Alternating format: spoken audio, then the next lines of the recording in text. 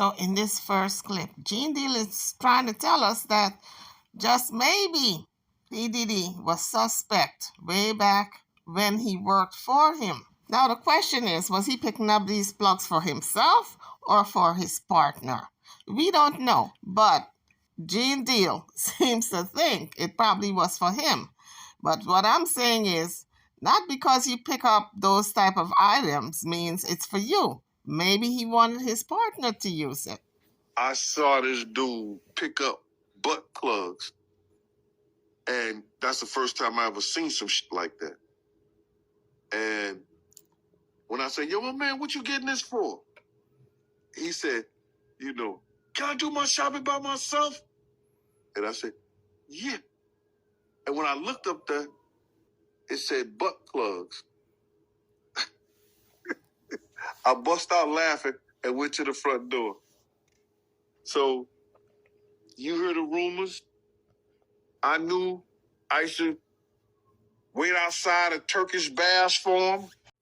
A lot of people are under the impression that a Turkish bath is where a lot of gay guys hang out and they kind of co-mingle and get their groove on, but that's not necessarily the case because obviously some people are going to just get a massage. According to Condé Nast Traveler, a traditional Turkish bath package includes 45 minutes of washing, traditional body scrubbing with hand-woven washcloth known as a keys, a foam wash, and a massage. The attendants usually provide visitors with a peshtamal, a thin cotton towel to wrap yourself and a regular towel to use after bathing. So you guys just heard what Google have to say about a Turkish bath. So it is a place where you go to get a massage. Relax, steam yourself a little bit, open up your pores.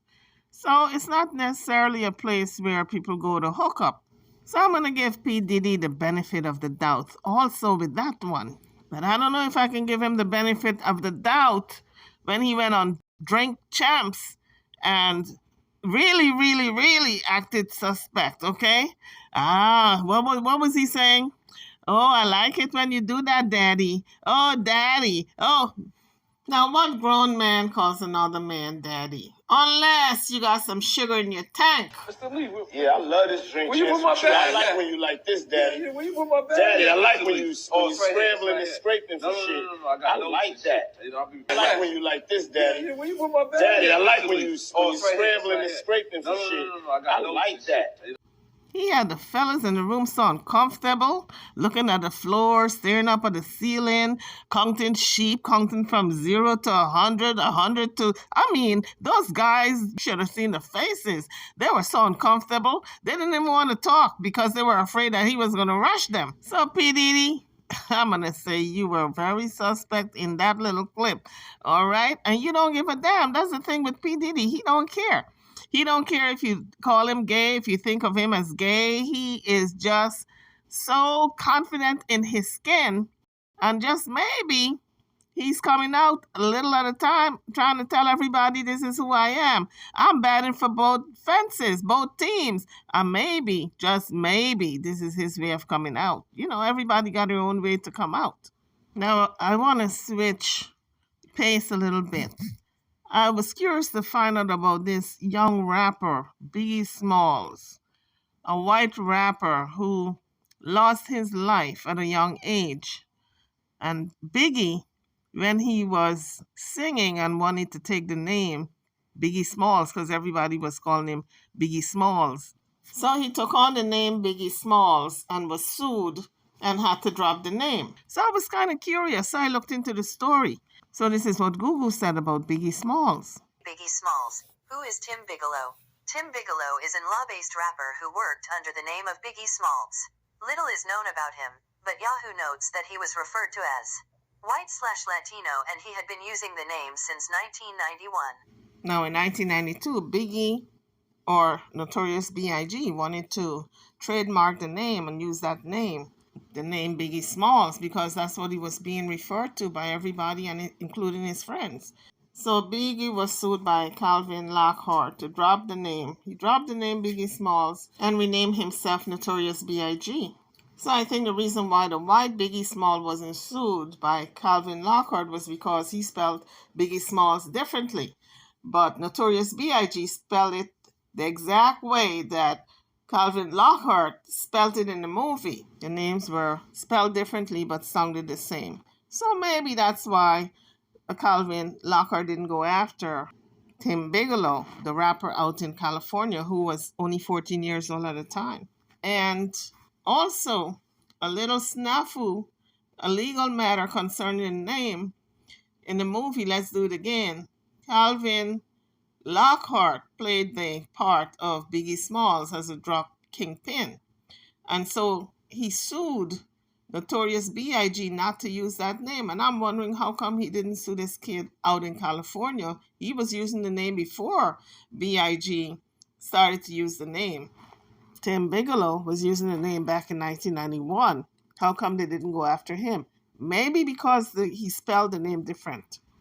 In the movie Let's Do It Again, Calvin Lockhart spelled his name as the character Biggie Small as Biggie Smalls, the same spelling of the name that Notorious B.I.G. wanted to use. While Tim Bigelow, this young man out in California, the rapper at the time, some people say he was white, some people say he was mixed with Latino and white, but it doesn't matter. In any event, he was using the name at the time. And maybe he got away with not being sued because he spelled the name different. He spelled B-I-G-G-Y as the first name, and the last name he spelled S-M-A-L-L-Z. So he put a different twist on the name. That's why they didn't go after him. Notorious B.I.G. could have done the same thing. He could have put a different letter at the end of Biggie and the word small. But he didn't. He just adapted the name Notorious B.I.G. instead. Another fun fact I wanted to find out, who is this baby on the cover? Of course, for years I was thinking that the little baby on the cover of his first album was him. You would think he would put his baby picture on his first album cover, but no, it wasn't him. It actually was not him, folks. So when I pull up the information in Google search, this is what the information came back as. It is not Notorious B. On the cover of Ready to Die, the baby is now a 20-year-old basketball player called Cathroy Yearwood living in the U.S. Well, he's no longer 20. He's about 35 now because that interview happened about 15 years ago. So the infant with a very stoic face and a big afro on the LP's cover, on the first album cover of B.I.G., Notorious B.I.G., was unknown until 2011. So the New York Daily News dug deep and they discovered who the individual actually is. Because for a long time, people have been thinking that it was Notorious B.I.G. as a baby, but that's not the case. So according to New York Daily News, the man's name is Cathroy Yearwood. Now all grown up, he is in his 30s. New York Daily News did an interview with he and his mother 15 years ago when this story had first broke. And this is what he and his mother had to say. My name is Keith Yearwood, and I'm the face of the Notorious B.I.G. album. It's an honor to be on this album, you know. I got chosen out of a lot of kids, and this is the afro. I realized when I was on the cover, when I was about 8, yeah, like somewhere around there. At first, it wasn't a real big deal to me, but once I got older, I realized how big of a deal it was. It is one of the best rap. This album here is one of the best rap albums to ever come out. My two favorite songs on here was Big Papa and Juicy. First time I saw my picture somewhere was Times Square. They had it like in a big, like that big area where like the big pictures go or whatever. That was the first time I saw a picture, and I saw it in a music store one time. Well, it started when we were taking a lot of pictures of him. He knew how to pose. You know, he was like 2 and 3 months, 5 months, and he would just stop and just smile in front of the camera because he knew, you know, what the camera was and what the flashes meant, and he would just stop. Anytime I went, his father and I went like this, he would just stop and smile because he knew he was taking a picture. I am sure that this is one of the most famous baby pictures ever. We didn't realize how big this was until I don't know, like that year, like later that year, and we were like, whoa, this is really big. And then years later, people are still talking about it. So funny that he's just now turning 18, and I can't believe how long ago that was. It happened so fast that now people finally know that he is the baby on the cover. I think it's great that a lot of people are actually going to know who this baby is. And that the truth is finally coming out. I still, to this day, don't know why they picked me or whatever. I still think it's the afro. So guys, that interview was 12 years ago. Oh my goodness. And that was done by the New York Daily News, that interview. How time flies. Now he's a grown adult. He's probably in his 30s now. And I hope he's doing well. But what an iconic picture. And he made the cut. And he goes down in history. So because he posed for the camera so easily and effortlessly, the mother decided to sign him up with a model agency. And they were paid $150 for a 2-hour session of him posing for the camera for that iconic cover. Although Bad Boy Records wouldn't confirm that the baby was Keith Roy, his mother kept a copy of the receipt. The original contract she also kept. And so it showed where the family was paid $150 for the photo, even after the album went on to sell more than 3 million copies. They made about 6 million off of that album, and they could have cut her a little check, put a little something on that 150. At least put $5,000 on top of that, just for that iconic cover. But there was no response from P.Diddy's camp when the Daily News reached out. Biggie's sign-on bonus to Bad Boy Entertainment was $25,000.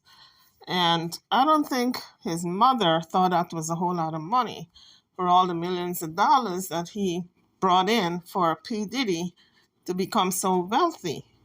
Like Jaguar Wright said, P. Diddy have been making money off of Biggie longer than he has been alive. Gave the notorious B.I.G. approximately $25,000 as an advance for signing with Bad Boy. Voletta Wallace, Biggie's mom, touched on this in her book Biggie, which was published 8 years after Biggie's death. In the book, she writes, "The truth is, Christopher accepted the illusion of a friend and mentor for about $25,000. That's the amount Puffy lured my son with. It was enough money to make my son believe that Puffy was ready to do anything for him." Biggie is one of the few hip-hop artists to ever record with Michael Jackson. Not only did he collaborate with the King of Pop once, but twice. The first came in 1995, joining MJ on the track this time around. 6 years later, Michael Jackson released his 10th studio album Invincible, which featured a verse from B.I.G. Biggie was murdered in a drive-by shooting on March 9, 1997, while visiting Los Angeles. The rapper had just left an after-party for the 11th annual Soul Train Awards when he was shot 4 times while sitting in the front passenger seat of one of his entourage's cars. He was rushed to Cedars-Sinai Medical Center but was pronounced dead at 1:15 a.m. He was 24 years old. He was 24 years old when he died. P. Diddy has been making money off of his music for over 25 years. So Jaguar Wright was right when she said P. Diddy is making money off of him longer than he's been alive. The name Biggie Smalls came from a 1975 movie called Let's Do It Again. In it, Biggie Smalls, played by Calvin Lockhart, was the leader of a gang. It wasn't long before Lockhart sued, and Biggie was forced to change his official name to Notorious B.I.G. In an interview with Vibe magazine, Biggie said, "I married her after knowing her 8 days and I was happy. That was my baby. At the same time, with us being so spontaneous, we did it backwards. Maybe she won't admit it, but I will. We should have got to know each other and then got married. The relationship kind of dissolved, but we're still going to be friends." Biggie had some pretty famous schoolmates. Che Biggie went to George Westinghouse Information Technology School in downtown Harlem, the same school that Busta Rhymes, DMX, and Jay-Z. Biggie and Kim met when they were teenagers growing up in New York City. and he played a huge role in her personal life and musical career. The Brooklyn-based group assembled by Biggie, and Biggie ghost-wrote a lot of Kim's future material. The pair became involved in an infamous love triangle with Biggie's wife, Faith Evans. Biggie Smalls fathered 2 children before his untimely death in 1997, daughter Tiana, born August 8, 1993, and son Christopher George Latour C.J. Wallace Jr., born October 29, 1996. Tiana's mother is Biggie's ex Jan Jackson, while C.J.'s mother is Biggie's ex-wife Faith Evans. Biggie had to use a cane for the last few months of his life. After breaking his left leg in a car accident, Biggie was first in a wheelchair and then had to walk around with a cane. The meaning behind the juicy lyric, "To all the teachers that told me LD never amount to nothing." Biggie's teacher told him that he would likely be a garbage collector when he was older. His mom recalls Biggie telling the story of how he did some research and got back to the teacher the next day, saying, "A teacher makes a starting salary of $22,500. A garbage collector starts at $29,000. You said some of us inside here are gonna be garbage collectors. But we're gonna be making more money than you, so that's cool." Don't forget to hit the like bell and subscribe to the channel if you haven't done so as yet. Thank you for watching.